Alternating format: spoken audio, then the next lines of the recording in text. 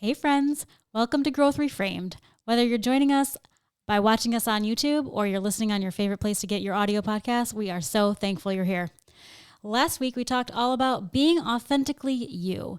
We went into all the ways that we try to hide behind ourselves and what to do about that. So if you have not listened or watched that episode, we encourage you to go back and do so now.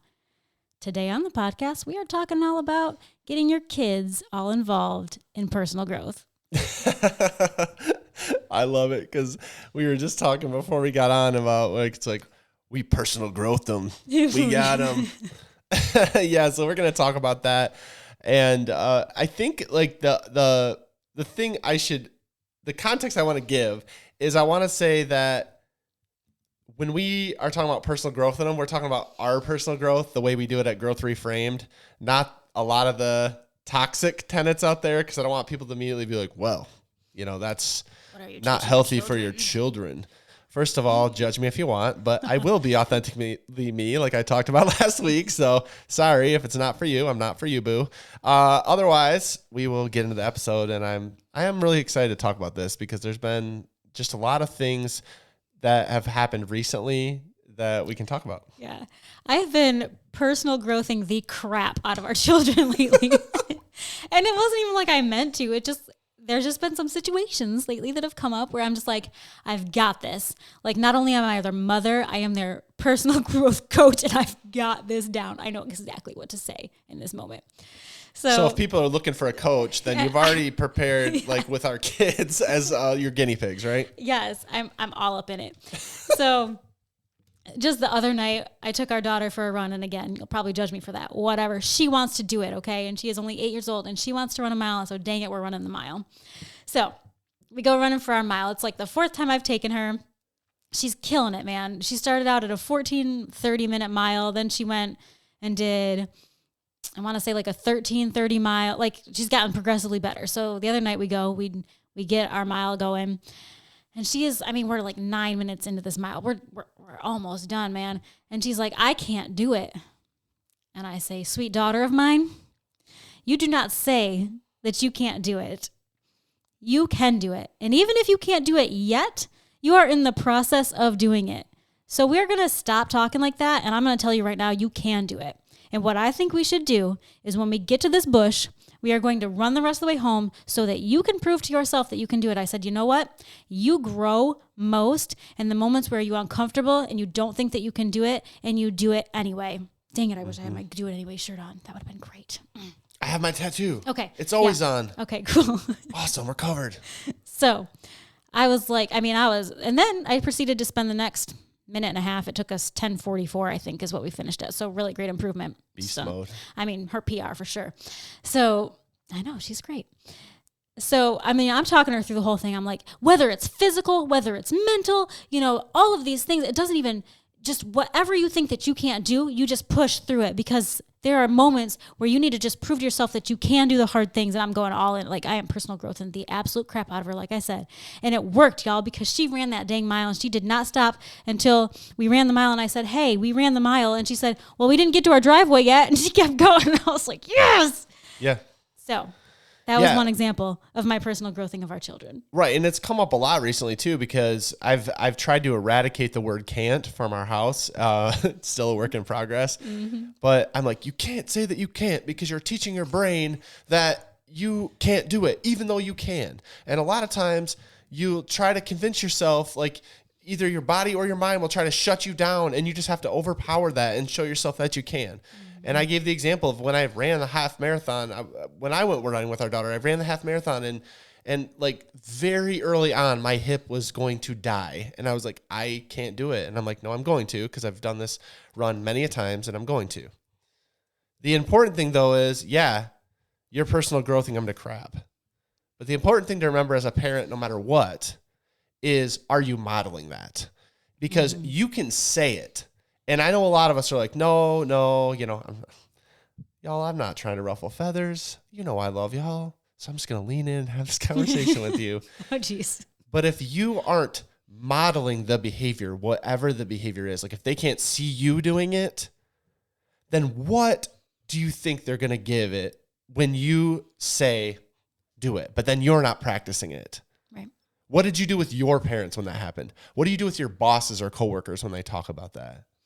Do you take them seriously? No, you have to model the behavior. So I can't just say, well, you got to push through it and say you can't. And then 3 seconds later, I come home and I'm complaining to Meg in front of the kids about something at the office. And I'm like, yeah, I can't do that because blah, blah, blah, and naming all the reasons. No, because then they're going to see that and that's what they're going to model.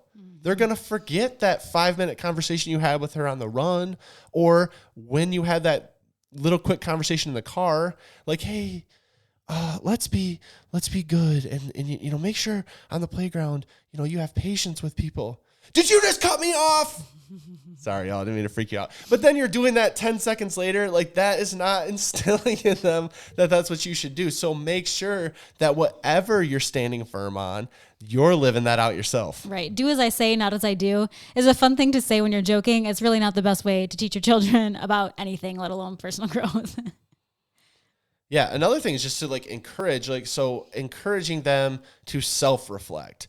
And one of the things that's come up a lot with our kids is, well, first of all, I've told so many people this recently. Our daughter is a carbon copy of Meg. And what I mean is she's a firstborn, type A, perfectionist. So when you see Meg and our daughter, knowing both of them, you see them argue with each other. It's like Meg is arguing with a mirror. It is truly something to see. And a lot of times I'll even jokingly say to you, like, do you hear what you're saying to yourself? Because I remember what you were saying earlier, and you want to make sure. Yep. But the point is, we encourage, because I know that about her, I encourage self-reflection. So when she starts to spiral, I use a lot of the same strategies I use with you to help, and you use them with me. It's not just me helping you, we help each other. But it's like, okay, so think about this. You have done whatever this task is, how many times? Have you ever had these terrible things that you're saying are going to happen? Have you ever bombed that test?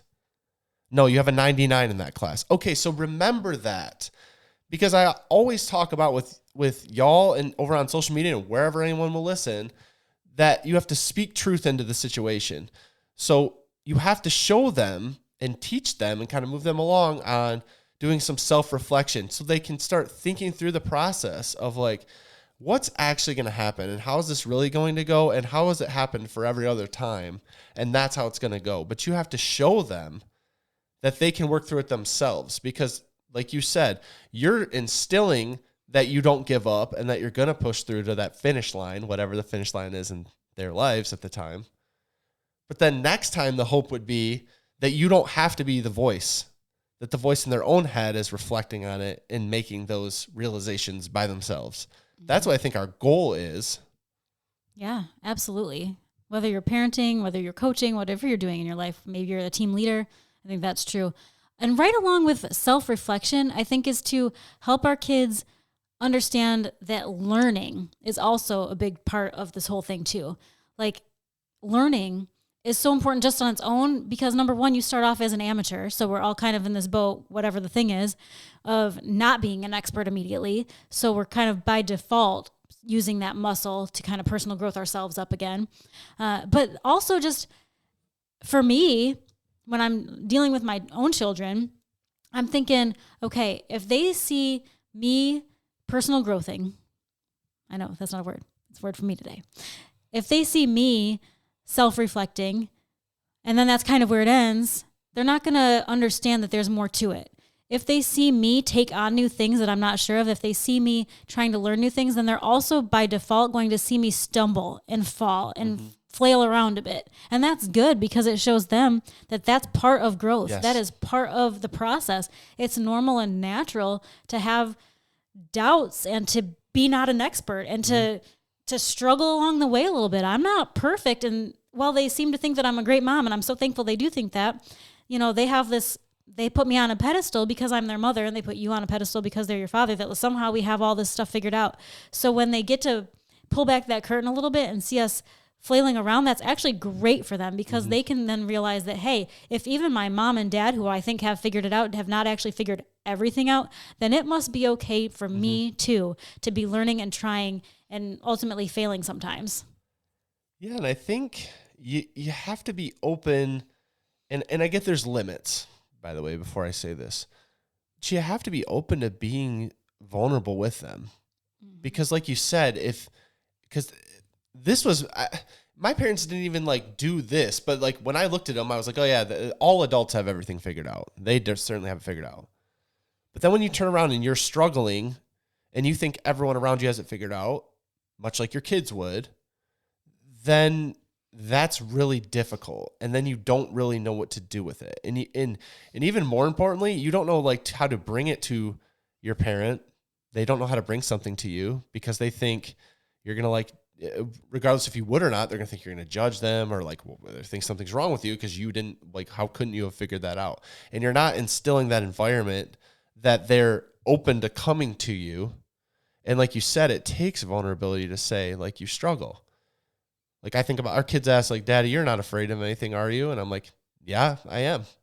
And I talk about a few of my fears. I don't talk about my deepest, darkest fears and, push them into therapy, but I do, I am open with the fact that there are things I'm afraid of, that I do things every day that I'm afraid of. It comes up. But if I don't say that to them, then they're going to think that someday that they'll be like me and they won't be afraid of anything. And that's not a reality that they can have. But again, going back to your fostering a love of learning and educating, like when our kids, how we do this in real practice is if they ask about something, like our daughter just got through a whole bird project at school. So they were doing that at school, but then we took an interest at home. Like we got out a bird guide and looked. And when we saw birds, we went out and inspected them and we looked them up in the book to see like, is that something? We'll ask she who's sitting right next to me, who cannot be named, that starts with an A, from Amazon, that a question if we have questions. And it's so easy to get information now, but you have to show them like that they should go out and seek that information, not just from another person, but they can educate themselves. Like a month ago, our daughter got into this whole book cycle, and we went to Barnes and Noble. I mean, I know that's a crazy idea to actually go to a bookstore, but we went to a bookstore and bought her a few books. I don't even know whether she's read them yet or not, but the point was we're showing her that it's important to invest in yourself. It's important to invest in things that you're interested in and that it's okay. And so those are simple ways to bring that into the fold of what you're trying to do. But you have to remember that every time, because if you've had a long day at work or you've had a long day mothering or whatever, and they want to do that, I understand you can't do it every time, but you also can't say no every time. If there's things they want to do to explore that, you have to be open to showing them that it is okay for them to explore it. And sometimes that means a little bit of a sacrifice on your time because that's not what you had in mind for that moment. Yeah, that providing that moment to them matters. And another thing I think that we've really tried to start focusing on is just being able to show them that it's not always about the result. It's just about the progress. Like so many times, the end result doesn't actually have any effect on anything, and it's the momentum and the progress that they're making. For instance, last night we took our kids to swim lessons, and our son he's 5 years old. He's in level 3 at swim, and he just cannot, bless his heart, graduate to level 4. He is trying his dang hardest. He is all in, but the one little thing that he has left to master before he can graduate up to the level 4, he just cannot do. And it breaks his poor little heart every class. So last night before swim, he starts getting down on himself again. And, I have to, again, personal growth him because he needs that message. And I say, I talk about Silencio Bruno because I feel like that's a thing that he can understand because we're Luca fans in this house and he watches Luca. So he, in theory, should understand the Silencio Bruno. So I tried my hardest. He was like, Mom, that's not a real thing. And I was like, well, I mean, yours might not be called Bruno. You might have to say like, shut up Maverick's brain, because he likes to be able to, swear in his mind by saying shut up. That's a big swear word in our house. So, so shut up is like a big deal. So I was like, well, you might have to say shut up Maverick's brain. Because if Silencio Bruno doesn't mean anything to you, then maybe that's what you say. He got a chuckle out of that, but he still was having a little bit of a hard time. So then I had to switch tactics to tell him, like, you know what, though? You are working so hard. And just because you haven't made it to level 4 yet does not mean that you're not doing a great job. You are learning and growing all the time. this is major for you. Like, you started out, you didn't know how to swim. Like, you couldn't even get in the water without being a little bit freaked out. You cried. Mm-hmm. So we don't always have to focus on the fact that you're not yet in level 4 and you just can't get this one little thing down, because there's so many things that you have accomplished in your swim lessons. So many things. Right. Like, let's be proud of that. Right. I mean, they even say it in our son's kindergarten class. This teacher says this, like, practice makes progress. They stop saying practice makes perfection, because there's no such thing as perfection, but there is a such thing as progress. But you have to show them that progress. You have to show them what it means. And sometimes, I know I have to even do it for myself, but you have to do it for your kids. You have to show them that where their brain is, where they're at right now, is not where they were. And even if it is, like, they still have identified what the problems are, and they're going to work towards fixing them. Even more importantly, too, is just celebrating that progress when it happens. Because, yeah, you can say, well, you know, it's progress and whatever. But, like, I don't know if you guys have ever done this with your kids. You got to make, like, a big deal about things that are not that big a deal. And I don't mean to even discount it. Like, kids, you know what I mean. The things they're doing, the accomplishment might not be the biggest accomplishment. Like, I remember when we were teaching our kids to go to the bathroom and they peed in the toilet and we're like, yay, you're the best. Job. I'm so proud of you. Nobody's done that better than you. You pee into that hole in the wall. You know, it's silly, but you need to do that. Right. I don't know about y'all, but sometimes I need a little pick-me-up. I need someone to come beside me and champion me a little bit and be like, no, you are the shiz. You got this. You know, Meg does it to me all the time. Mm-hmm. It's not even about whether I need it or not. It just kind of feels good sometimes. But celebrating those things, and it doesn't need to be a big celebration. Maybe you can take them out for ice cream because they did. Maybe you can get them a small little toy. Maybe you can just, like, spend individual time with them, talking to them about how you're proud of them. Right. Our kids love praise. Our kids actually thrive on praise. Like, if we don't say good job, sometimes they'll call us out on me like, well, don't you think I did a good job? Like, don't you know? Don't you care? Didn't you see? We're like, yes, we did. We're so incredibly proud. And I'm sorry that I'm a terrible parent by missing that for 1 second while I was doing something else. And I would have come back to that. But yes, I am very proud of you. Yeah. But yeah, I mean, just being there to celebrate with them, being there to acknowledge them, being there to say, I see you. And what you're doing makes an impact, and I'm proud of you. Like, all of those things matter, especially if you have a child who responds well to verbal praise and recognition. That can be one of the most effective tools for teaching them how to navigate this world, is just by not so much punishing when things don't go right, but just instead just celebrating when they do, and showing them, like, hey, this strategy worked for you in this case. I think you could repeat this in other areas too, and it would work the same, even though it's not the same situation. I think that once they understand how that works, and getting that praise, getting that reinforcement matters to them. Mm-hmm. Well, and really you're instilling what means something to you too throughout the process. That's the thing. Coming back to practicing it yourself. Absolutely. You have to instill the values and things that you believe. So if any of these things are things you don't believe, then don't try to instill them on your kids, because it's not going to work.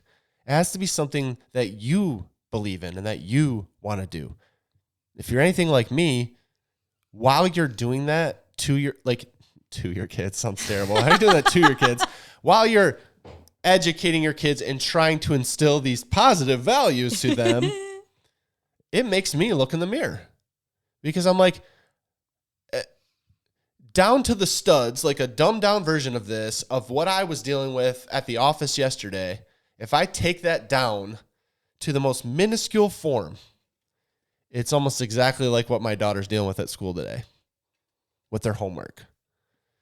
And it makes me reflect and makes me better by making them better, if that makes sense. Like, I am educating myself, and I'm making myself see life through their eyes, which helps me, by the way, connect with them better too, because it's hard as an adult. Life is so hard. And a lot of times I think my kids should just know that. And like the stuff, you know, like you can judge me again later, but it's like, I'm like, that's not a big deal. Like, what are we even talking about?